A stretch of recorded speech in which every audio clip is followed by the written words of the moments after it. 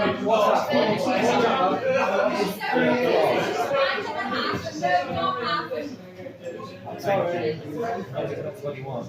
and gentlemen, welcome to your next guest this evening, Glenn.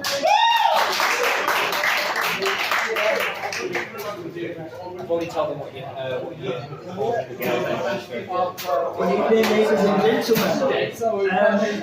Tonight, I've noticed it because last time I tried singing, the cats threw bricks at me. So, I thought I'll start doing some comedy. So, yes, I do comedy and impressions, so you'll enjoy this. Anyway, the wine, £17. I've got my drink in my hand, so I'll just have that beside me. So, hope everybody's having a good time tonight. I'm either about to improve or make it worse, so we've got some laugh, don't we? So, I'll get the obvious jokes out of the way first. I've got a couple of jokes about the coronavirus, but I don't think the vaccinated will get it. And I tell you something now. With the bingo, you know how they call out Kelly's Eye, number 1. 66, click to click, 66. Legs 11. And then they go right line, 49. COVID-19. So, there you go. And, of course, I mean, Boris has been, Boris Johnson has been, saying one thing and doing the other, That's all, he's done more U-turns than the road map. So, it's really crazy. He says one thing and does another. And I tell you what, he confuses the hell out of everybody, doesn't he, with these rules. I tell you what, last time I saw a load of rules like that, I was in a stationery shop. Yeah, I mean, I soon dropped a 12-inch ruler. I'm always putting my foot in it. And right now, some impressions. I mean, as you can tell, for anybody who watches Family Guy, I've got the T-shirts, literally, of Stewie Griffin from Family Guy, and that's who is on here with the word evil on it. It describes my acts, really, doesn't it? But there you go. So, Stewie Griffin, he says like this: hello everybody, welcome to Status in Stafford, yes, and here comes the fat one now. Yeah, Peter Griffin, yeah. And here comes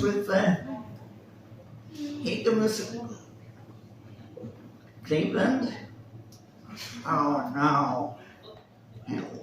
Peter, did you have to do one? Did you have to fart while I'm standing behind you, Peter? Yeah, I had to. You know me. Oh, Peter! Oh, shut up, Lois. And it goes on like that, and so then you got a gunfire.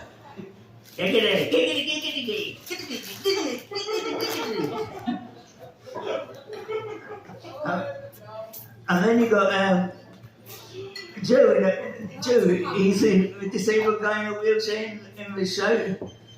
Let's go, Peter! Let's go! So, makes a change of going to be drunken clown, doesn't it? Yeah. So, let's stick this up here. Oh, it's a bit.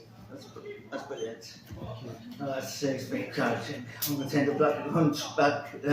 I'll be doing Cousin Radio impressions next week. Anyway, talking about Cousin Radio, he came in here last week and he says, I'll have a whiskey, please. He says, yeah, Bill's okay. He says, mind your own business. Anyway. So there's, of course, Boris Johnson's weird, isn't he, sometimes? He looks like a walking mop. I mean, I tell you what, sometimes I could wipe the floor with him, literally. But, I mean, who else would like to wipe the floor with him after all these lockdowns? And I'll tell you something, in the first lockdown, poor Diane Abbott, she was in Scotland in the first lockdown, and she phoned up Jeremy Corbyn, who was the leader of the opposition at the time, and she says, Jeremy, I've been all over Scotland and I can't find lockdown anywhere. Well, that was the first time I've done an impression of Diane Abbott. I normally joke about her, but there you go, I thought, get that one out of the way today. Yeah, so, of course, while we've had this 17-month hiatus, I've been able to do a few more new impressions, but that was the first one tonight. But I won't do any more new ones tonight because I don't want to let them all out in one day, you know, in one act. So, I mean, of course, there's. Do you remember Only Fools and Horses? Yeah. Yeah, right. I've actually met the actor John Challis, who played Boise, and I actually did the Boise impression for him, and he loved the impression. And I also met, time after that, I met his on-screen wife, Sue Holderness, who plays Marlene, and I also did the same thing for her, and this is what I did. Marlene, you daft heart.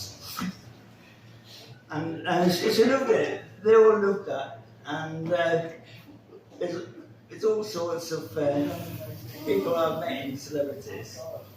I've even met Brian Blessed. Can you imagine Brian Blessed going to a library? Excuse me, librarian, but do you have all quiet on the Western Front?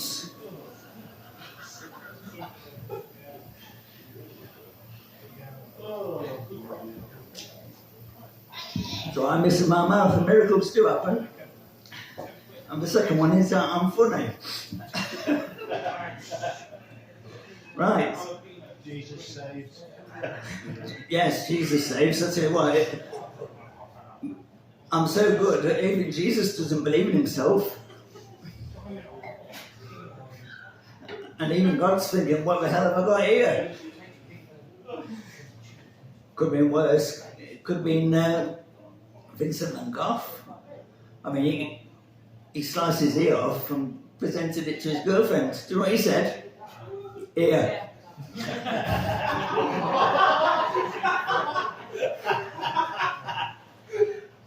And I don't know what drugs Picasso was on, but I'd love to have some of whatever drugs that he was on. Because, I mean, you know, have you ever seen some of Picasso's pictures? I mean, you've got to be on drugs to see what he was going through. And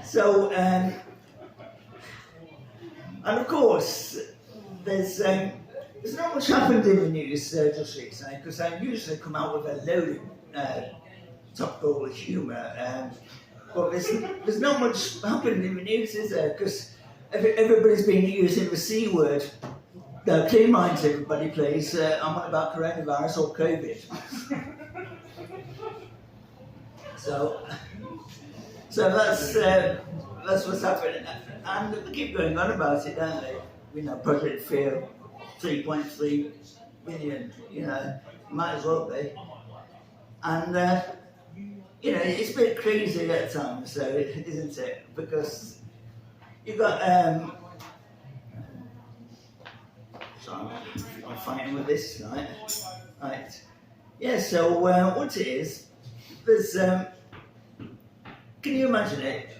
On the Star Trek Next Generation, the Kardashians are beamed aboard, and Captain Picard goes, "Who are these?" He says, "These aren't Cardassians."